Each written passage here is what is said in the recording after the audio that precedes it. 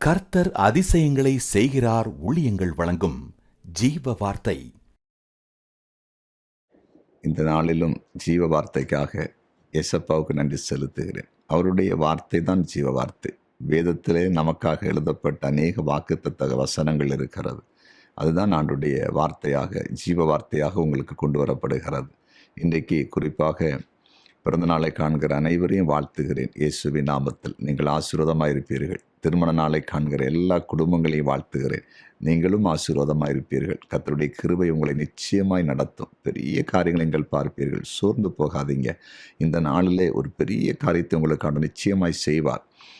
இந்த நாளில் ஜீவ வார்த்தைக்காக தெரிந்து கொள்ளப்பட்ட வேத வசனத்தை வாசிக்க கேட்போமா? 2 ராஜாக்கள் 2வது அதிகாரம் 22வது வசனம்.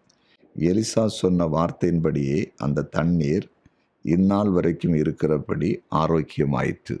இன்றைய ஜீவாத்தின் தலைப்பு ஆரோக்கியம் உண்டாகும். ஆரோக்கியம் உண்டாகும். பாருங்கள், எலிசா தீர்க்கதரிசியுடைய நாளில் நீங்கள் பார்த்தீங்கன்னா, திடீர்னு ஜனங்கள் வந்து சொல்கிறாங்க, இந்த இடத்துல நிலத்தின் தண்ணீர் ரொம்ப மோசமாக இருக்குது. இது குடிப்பதற்கோ சமைப்பதற்கோ வேறு எதுக்கும் பயன்படுத்த முடியாது. அதனால் இந்த நிலம் ஒன்றுக்கும் உதவாமல் வேஸ்ட்டாக இருக்குன்னு சொன்ன உடனே என்ன செய்கிறாரு தெரியுமா? இங்கே அதாவது பார்த்தீங்கன்னா அழகாக இருக்குது. அவர் என்ன செய்யணும், கொஞ்சம் உப்பை கொண்டு வர சொல்லி அந்த உப்பை அந்த தண்ணீரில் போடும்போது அந்த தண்ணி ஆரோக்கியம் ஆயிட்டு என்று சொல்லப்பட்டிருக்குது. அப்படின்னா தண்ணி நல்ல தண்ணியாக மாறிச்சுது.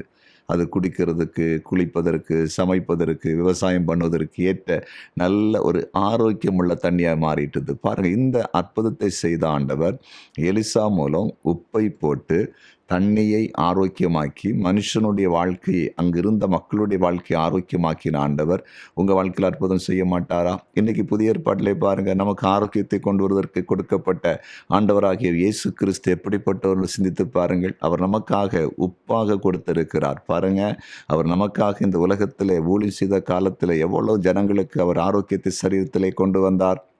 அது மட்டுமல்ல, இன்றைக்கு ஒரு வல்லமையுள்ள ஆண்டவராக இருக்கிறார். இயேசு என்ற நாமத்திற்குள் ஆரோக்கியம் இருக்கிறது. விசுவாசிங்க. இயேசு கிறிஸ்துவால் உங்கள் வாழ்க்கையிலே ஆரோக்கியத்தை கொண்டு வர முடியும், சுகத்தை கொண்டு வர முடியும், பலத்தை கொண்டு வர முடியும், செழிப்பை கொண்டு வர முடியும். ஒரு கெட்டுப்போன தண்ணீர்னால, அதாவது கெட்டுப்போய் இருந்த பிரயோஜனமற்ற நிலத்தை அந்த தண்ணீரை ஆரோக்கியமாக்கி அற்புதம் செய்த ஆண்டவருக்கு நிச்சயமாய் அற்புதம் செய்ய முடியும். உங்கள் வாழ்க்கையில் ஏதோ அற்புதங்கள் நடக்கப் போகிறது.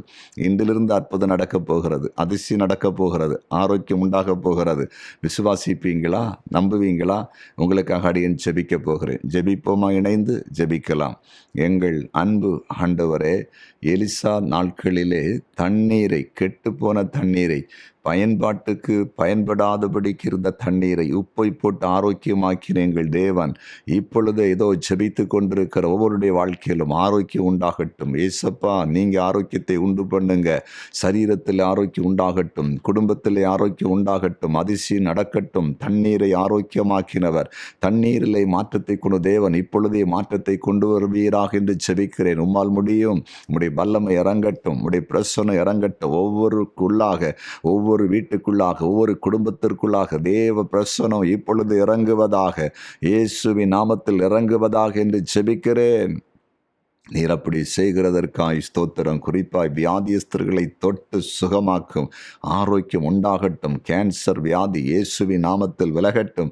கிட்னி பிரச்சனைகள் இயேசுவின் நாமத்தில் விலகட்டும். கேட்காத காதுகள் இயேசுவின் நாமத்தில் கேட்பதாக, நடக்காத கால்கள் இயேசுவின் நாமத்தில் நடக்கட்டும் என்று ஜெபிக்கிறோம். அடிக்கடி வலிப்பினால் கஷ்டப்படுகிறவர்கள் இப்பொழுது இயேசுவின் நாமத்தில் விடுவிக்கப்படுவார்களாக. கடன் சுமையில் இருக்கிற குடும்பங்கள் இயேசுவின் நாமத்தில் விடுவிக்கப்படட்டும் என்று ஜெபிக்கிறோம். ஜெபத்தை கேட்டு நன்றி. இயேசுவின் நாமத்தில் பிதாவே. ஆமேன், ஆமேன், ஆமேன்.